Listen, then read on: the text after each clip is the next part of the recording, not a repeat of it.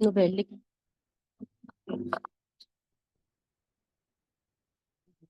Praise the lord brothers and sisters. నా testimony గత వారంలో ఆ, నా జీవితంలో జరిగింది మీతో షేర్ చేసుకోవాలని ఆ, దేవుడు నాకు ఆ బర్డెన్ ఇచ్చారు.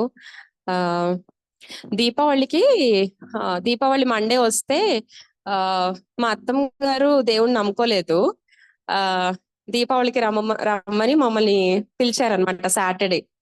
ఆ పిలిచినప్పుడు నా మనసులో చాలా థాట్స్ వస్తున్నాయి. రోజంతా అక్కడ ఏం చేస్తాము, ఆ బాబేమో కనీసం వాడికి కొన్న టాయ్స్ తో కూడా వాడు ఆడుకోవడానికి టైం ఉండట్లేదు. అక్కడ ఏం చేస్తాడు రోజంతా పూజల మధ్యలో అదంతా. ఆ ఉమ్, ఆ గత కొన్నాళ్ళుగా మేము ఎక్కువ చర్చ్ ఈ వీటి మీద టైం స్పెండ్ చేస్తామని కూడా ఆవిడ కొంచెం డిస్సాటిస్ఫాక్షన్ ఉంది. దాని వలన ఆవిడ బిహేవియర్ లో చేంజెస్ ఇవన్నీ చాలా బాధాకరంగా ఉన్నాయి. రోజంతా అలా టైం ఎలా స్పెండ్ చేస్తాను అని చాలా బాధేస్తుంది నాకు. ఆ చైతన్యతో చెప్తే అన్నారు, ఆ లేదు, ఆ తప్పదు కదా మనం వెళ్ళాలి అన్నారు. ఆ సరే అయితే మీరు రమ్మంటే నేను వస్తాను, మీ ఇష్టం అని అంటున్నాను. కానీ లోపల నాకు పీస్ లేదు, జాయ్ లేదు, ఏం లేదు. ప్రేయర్ చేసుకుంటా ఉన్నప్పుడు నైట్ ఆ నేను నీకు జాయ్ ఇస్తే, నేను నీకు పీస్ ఇస్తే ఆ నువ్వు ఎక్కడున్నా పీస్ఫుల్ గానే ఉండగలవు, నువ్వు ఎక్కడున్నా జాయ్ఫుల్ గానే ఉండగలవు. ఆ అక్కడే ఏదన్నా కూడా నువ్వు బాబుని కూడా ఎంగేజ్ చేసి వాడిని కూడా ఆడించగలవు. ఆ నువ్వు ఎందుకు అలా చేస్తున్నావు అని చెప్పి హోలీ స్పిరిట్ కూడా నాతో మాట్లాడుతున్నట్టు, చాలా బలంగా మాట్లాడుతున్నట్టు అనిపించింది. సరే అని సరే ప్రభు అని ఒబీడియన్స్ చూపించి సరే వెళ్దామని డిసైడ్ అయ్యాము. ప్రేయర్ చేసుకున్నాను. ప్రేయర్ చేసుకున్నాక దేవుడు ఎలాగా కార్యం చేస్తారంటే, మనం ఒబీడియన్స్ చూపించినప్పుడు ఆయన కార్యం చేయడం మొదలు పెడతారు. ఎలాగంటే మండే ఒకళ్ళ ఇంటికి లంచ్ కి వెళ్లాల్సి వచ్చింది. సో ఆ విధంగా ఆ రోజంతా అత్తమ్మ గారి దగ్గర స్పెండ్ చేయకుండా కేవలం ఆ కొంచెం టైం మాత్రమే, కొద్దిగా టైం మాత్రమే వెళ్ళి, ఆ వెళ్ళిన టైం కూడా పీస్ఫుల్ గా జాయ్ఫుల్ గా స్పెండ్ చేసి రావడానికి దేవుడు హెల్ప్ చేశారు. అయితే ఈ క్రమంలో నేను నాతో దేవుడు బైబిల్లో ఒక ఇన్సిడెంట్ ఏంటంటే, ఆ శామ్యుయల్లో, ఫస్ట్ శామ్యుయల్లో హన్నాకి పిల్లలు ఉండరు, పెనినాకి పిల్లలు ఉంటారు. అయితే ఆ ఎల్కానా వెళ్ళి హన్నా బాధపడతా ఉంటే పెనినా అనే మాటలకి నువ్వు ఎందుకు ఏడుస్తున్నావు అని అడుగుతున్నారు తప్ప, అయ్యో నీ బాధ నాకు తెలుసు అని ఓదార్పుగా ఏమీ మాట్లాడట్లేదు. అక్కడ చూస్తే నువ్వు ఎందుకు బాధపడుతున్నావు, నీకు చాలా మంది పిల్లల కంటే నేను ఎక్కువ కాదా నీకు అంటున్నారు తప్ప, అయ్యో నువ్వు అలా బాధపడుతున్నావా, బాధపడుకు అనే మాట్లాడట్లేదు. దేవుడు నాతో ఏం మాట్లాడారంటే, నువ్వు చాలా విషయాలు నీ హస్బెండ్ దగ్గర నుంచి నువ్వు ఓదార్పుని కోరుకుంటున్నావేమో, అది కాదు కావాల్సింది. మన హస్బెండ్స్ కి ఒక్కొక్కసారి మనల్ని ఓదార్చడం తెలియకపోవచ్చు. వాళ్ళకి ఆ టైంలో ఎలా మాట్లాడాలో, ఏ మాట చెప్పాలో వాళ్ళకి తెలియకపోవచ్చు. కానీ ఆ మనల్ని అర్థం చేసుకునే దేవుడు మనకు ఉన్నాడు. ఆ ఇలాగా ఎల్కానా ఇలా మాట్లాడిన తర్వాత హన్నా ఏమి పెనినాకి సమాధానం చెప్పలేదు, ఎల్కానాకి సమాధానం చెప్పలేదు. తను డైరెక్ట్ గా వెళ్ళి దేవుడికి ప్రార్థించింది. అప్పుడు అక్కడ ఒక వర్స్ ఉంటది, తను దేవుడికి ప్రార్థించి తినడం మొదలు పెట్టింది, తర్వాత ఎప్పటికీ జాయ్ గానే ఉంది అని. ఒక్కసారి ఫస్ట్ శామ్యుయల్లో ఆ వాక్యం చూస్తే,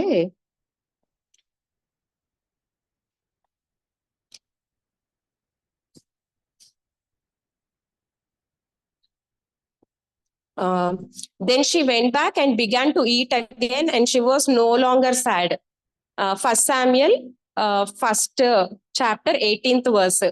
సో దేవుడికి మనం ఒక విషయాన్ని అప్పగించేసిన తర్వాత మనం ఇంకా ఆ విషయం గురించి దిగులుగా ఉండటం కూడా కరెక్ట్ కాదు అని ఆ స్టోరీ ద్వారా దేవుడు నాతో మాట్లాడుతూ వచ్చారు. అప్పటి నుంచి నేను ఏమనుకున్నానంటే, నాకు ఏ కష్టం ఉన్నా, నాకు ఏ బాధ వచ్చినా కూడా నేను నీ దగ్గరికి వస్తాను ప్రభువా, నాకు నీ ఓదార్పు చాలు అని. అప్పటి నుంచి నేను సాడ్ గా ఉండకూడదని కూడా, ఎందుకంటే దేవుడు నా హార్ట్ ని జాయ్ తో ఫిల్ చేశారు, నేను సాడ్ గా ఉండకూడదని కూడా బాగా దేవుడు నాతో మాట్లాడారు. ఇంకొక విషయం ఏంటంటే, ఎప్పుడన్నా ఏదైనా బాధ వచ్చిందంటే ఈయనతో షేర్ చేసుకుని ఇలా చేసుకుంటున్నప్పుడు ఆయన ఒక డిసానరింగ్ వర్డ్, అవును కదా, ఆ నీది తప్పేం లేదు, అమ్మ అర్థం చేసుకోవచ్చు కదా అని కొంచెం ఏదైనా వాయిస్ రేస్ చేసినా కూడా దేవుడు నాతో ఎలా మాట్లాడారంటే, దేవుడు వాక్యం ఏం చెప్తుంది, ఆనర్ యువర్ పేరెంట్స్ అని చెప్తుంది. అంటే ఆయన తన తల్లిని ఆనర్ చేయకుండా నా మాటలు అడ్డుపడుతున్నాయి. నేను మాట్లాడే మాట ఆయన ఆనర్ చేయకుండా అడ్డుపడిందంటే ఆయనతో నేను సిన్ చేపిస్తున్నట్టు. ఆ దేవుడు ఎప్పుడు ఆని పూనెన్ సిస్టర్ చెప్తారు, ఆ ఎప్పుడు మా హస్బెండ్ ఈ హెల్ప్ చేయట్లేదు ఆ హెల్ప్ చేయట్లేదు అని ఈ మధ్య చాలా మంది గర్ల్స్ కంప్లైంట్ చేస్తున్నారు. కానీ హెల్పర్ గా క్రియేట్ చేసింది ఎవరిని, వైఫ్ ని అని చెప్పిన మాట కూడా గుర్తొచ్చింది. నేను అంటే నా హస్బెండ్ సిన్ చేయడానికి హెల్ప్ చేస్తున్నానా, ఆయన స్పిరిచువల్ గా గ్రో అవ్వడానికి నేను హెల్ప్ చేస్తానా అని దేవుడు నాతో మాట్లాడినప్పుడు నేను ఇంకెప్పుడు కూడా అంటే ఆయనలో ఆ భావం వచ్చేలా కూడా నేను మాట్లాడకూడదు అని, అంటే ఓకే నీదే కరెక్ట్ మా అమ్మదే తప్పు అనే ఒక డిజానరింగ్ స్పిరిట్ ఆయనలో కూడా రాకుండా ఉండాలి నేను అని దేవుడు నాతో మాట్లాడారు. ఇంకొక విషయం ఏంటంటే, లాస్ట్ వీక్ మన ఎల్డర్ బ్రదర్ బర్త్డే రోజు బ్రదర్ కి విష్ చేసినప్పుడు బ్రదర్ మీ విజ్డమ్ బట్టి దేవుణ్ణి స్తుతిస్తాను అంటే, బ్రదర్ నాకు ఒక సీనియర్ ఆఫీసర్ ఉండేవారు, ఆ ఆఫీసర్ ని బట్టి నేను ఆయనకి అథారిటీకి సబ్మిట్ చేసుకున్నప్పుడు ఈ జ్ఞానం వచ్చింది అని చెప్పారు. అయితే నేను ఇంటికి వెళ్ళిన తర్వాత వర్డ్ ఫర్ ద వీక్ అని ఉంటది కదా మనకి, CFC word for the week చదువుతున్నప్పుడు సబ్మిషన్ టు అథారిటీ అనే రాశారు జాక్ బ్రదర్ ఆ వీక్. అయితే అక్కడ ఏం రాశారంటే, ఫస్ట్ శామ్యుయల్ 15:23లో submission to authority brings wisdom అంట. మనకి జ్ఞానం రావాలి అంటే మన అథారిటీకి సబ్మిట్ చేసుకోవాలి. సో వెంటనే బ్రదర్ తో మాట్లాడి ఆ వారంలోనే మళ్ళీ దేవుడు నాతో కూడా మాట్లాడుతున్నట్టు అనిపించింది. అథారిటీకి సబ్మిట్ చేసుకున్నప్పుడు మాత్రమే మనకి విజ్డమ్ వస్తుంది అని. Rebellious spirit brings one in touch with evil spirits అంట. అందులో బ్రదర్ రాసింది ఏంటంటే, మనం రెబీలియస్ గా ఉంటే మనల్ని ఈవిల్ స్పిరిట్స్ తో మనం కాంటాక్ట్ అవుతున్నట్టు అంట, దురాత్మలతో మనం కాంటాక్ట్ అవుతున్నట్టు, విచ్ క్రాఫ్ట్ అంటే చేతబడులకు కాంటాక్ట్ అవుతున్నట్టు అంట. సో రెబీలియన్ అంటే ఇంత డేంజర్ అని చెప్పి ఆ వర్డ్ ఫర్ ద వీక్ లో చదివినప్పుడు అథారిటీకి సబ్మిట్ అవ్వడం ఎంత ఇంపార్టెంటో దేవుడు నాతో మాట్లాడారు. తర్వాత ఈ మధ్యన ఎక్కువ పిలిగ్రిమ్స్ ప్రోగ్రెస్ అని, యాత్రికుని ప్రయాణం అనే ఒక దాని మీద ఎక్కువ దేవుడు మాట్లాడుతూ వస్తున్నారు నాతో. అయితే ఒక గాడ్లీ సిస్టర్, మన బెంగళూరులో ఉండే సిస్టర్ పిలిగ్రిమ్స్ ప్రోగ్రెస్ వాళ్ళ వైఫ్ కూడా ఉంటది, వాళ్ళ వైఫ్ యాత్రికుని ప్రయాణం మీద కూడా ఒక మూవీ ఉంటది అనమాట. అది చూసారా సిస్టర్ అని అడిగారు.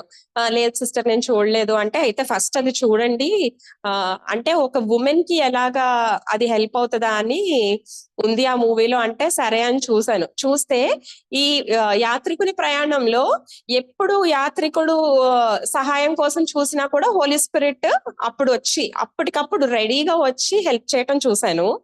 కానీ ఈ ఫీమేల్ అంటే వాళ్ళ వైఫ్ ప్రయాణంలో మాత్రం తనతో పాటే వెళ్తున్నాడు హోలీ స్పిరిట్ గాడ్ కూడా. ఒక పాయింట్ లో స్టార్ట్ అయ్యి చేరాల్సిన గమ్యానికి చేరే వరకు కూడా హోలీ స్పిరిట్ తనతోనే ఉండి వెళ్ళారు. అంటే ఉమెన్ వీకర్ వెజల్ అని అర్థం చేసుకుని హోలీ స్పిరిట్ గాడ్ మనకి ఎంత క్లోజ్ గా ఉన్నారు, మనకి ఎంత అంటే ఎప్పుడు మనతోనే ఉంటున్నారు, అది మనం రియలైజ్ అయ్యి ఆ హెల్ప్ ని తీసుకోవాలని ఒకటి దేవుడు నాతో ఈ వీక్ లో మాట్లాడారు, మీతో షేర్ చేసుకోవాలనిపించింది. ఇంకొకటి, లాస్ట్ టైం నేను ఒబీడియన్స్ గురించి చెప్పినప్పుడు వైఫ్స్ ఈజీగా ఒబీడియంట్ గా ఉండొచ్చు, లవ్ చేయడమే కష్టం అని చెప్పినప్పుడు కొంతమందికి అనిపించవచ్చు ఇంత ఈజీ అని చెప్పేస్తారు ఏంటి అని.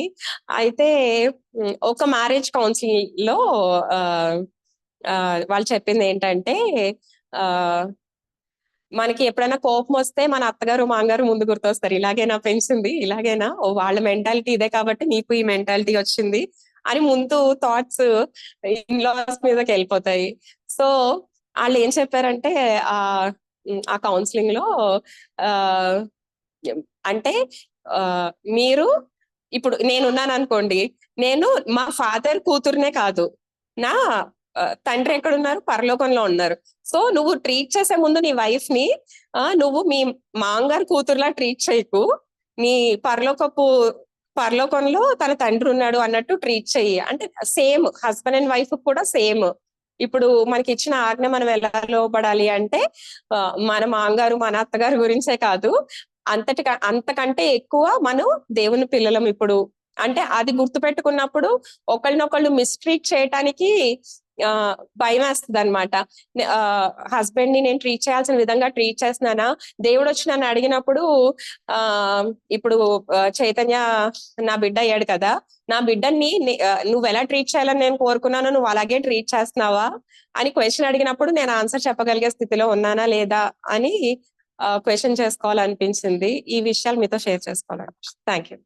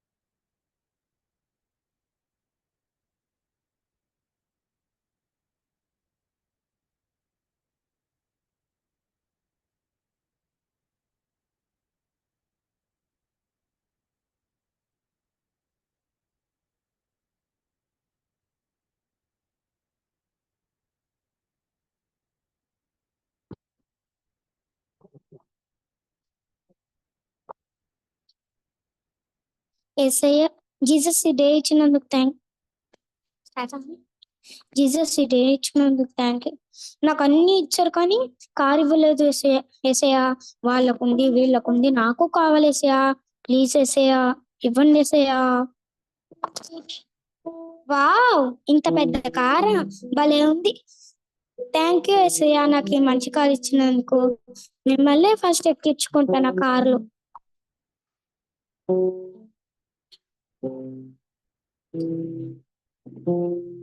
థ్యాంక్ యూ యేసయ్య.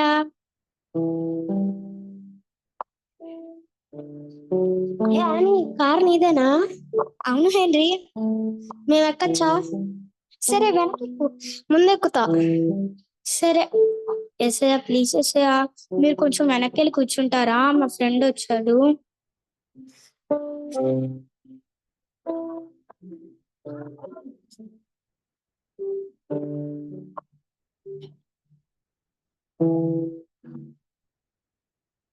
రాణి, మంచి సీట్ ఉంది, మంచి ఫర్నిచర్స్ ఉంది, మంచి స్క్రీన్ ఉంది, పాటలు పట్టొచ్చుగా. ఏసే ఉన్నారు కదా, ఏం కాదులే, పెట్టు. సరే, స్లో వాయిస్ లో పెడతా.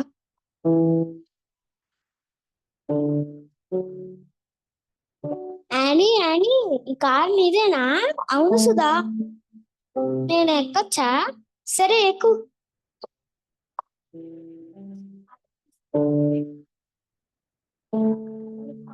యానీ, కొత్త కార్ కొన్నావు కదా, పార్టీకి తీసుకెళ్ళు. ఏసై ఉన్నారు కదా. సర్లే, ఏం కాదులే. సరే ఎక్కండి. ఏసయ్య, ప్లీజ్ ఏసయ్య, మీరు దిగండి ఏసయ్య. మా ఫ్రెండ్స్ ని ఇప్పుడే దించేసి వచ్చేస్తాను ఏసయ్య. ప్లీజ్ ఏసయ్య, దిగండి ఏసయ్య.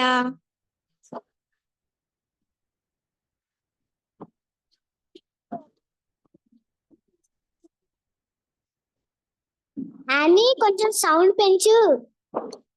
సరే సుధా.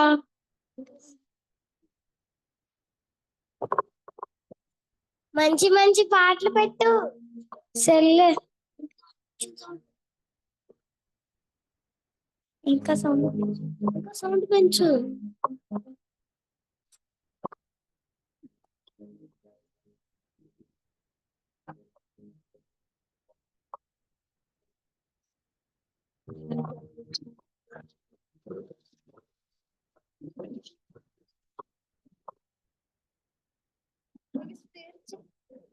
ఏసయ్యా మిమ్మల్ని దింపి నేను పెద్ద తప్పు చేశాను ఏసయ్యా.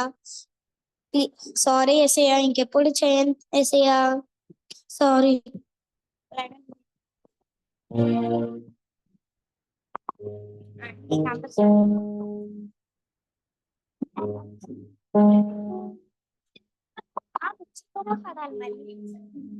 Praise lord brothers and sisters. ఈ స్కిట్ ద్వారా ఏంటంటే ప్రయారిటీస్ మనం ఏం చేస్తామంటే ఈ లోకంలో ఉన్నప్పుడు ప్రయారిటీస్ డిఫరెంట్ గా ఉంటాయి మన ప్రయారిటీస్.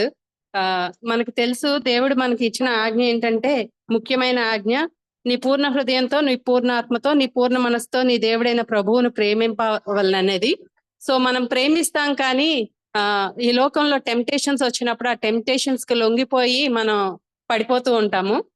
సో ఈ టెంప్టేషన్స్ కి లొంగిపోకుండా ఉండాలి అంటే మన దేవుడైన యెహోవాని పూర్ణ మనసుతో మనం ప్రేమించినట్లయితే గనక ఆయన ఖచ్చితంగా మనకి ఈ టెంప్టేషన్స్ జయించడానికి, ఓవర్కమ్ చేయడానికి మనకి శక్తిని అనుగ్రహిస్తారు.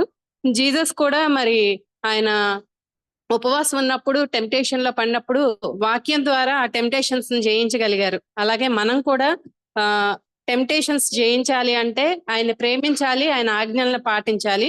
అప్పుడు మాత్రమే మనం వీటన్నిటిని జయించగలుగుతాం. Thank you.